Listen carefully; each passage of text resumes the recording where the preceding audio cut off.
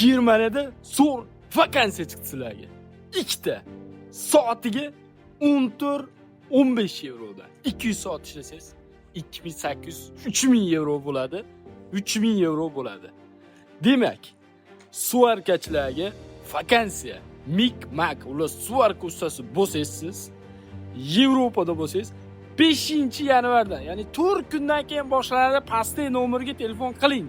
O'zimning nomerimni xodimimning nomerini qoldiraman, real boraman deydiganlar. Endi so'zlab beraman. Xullas, ishni ko'rasiz. Yoqmasangiz shunda chiqarib beraman. 3 kunda chiqarib beraman, tamom. Bizning xizmatimiz общий 500 yevro bo'ladi. Men sizni borib kutib olaman, ish joyiga joylab qo'yaman, olib boraman 500. Bu qaytmaydi. Shunga risk qilib, aqli yetgan insonlar bo'lsa, suvarka qilaman, 3000 yevro topaman Germaniyada, 2800 yevro topaman degan odam bo'lsa, aloqaga chiqsin. Nomer qoldiryapman. Realniy ish Mannheim Worms shahrida bo'ladi. Ya'ni Germaniya yuragida desam bo'ladi.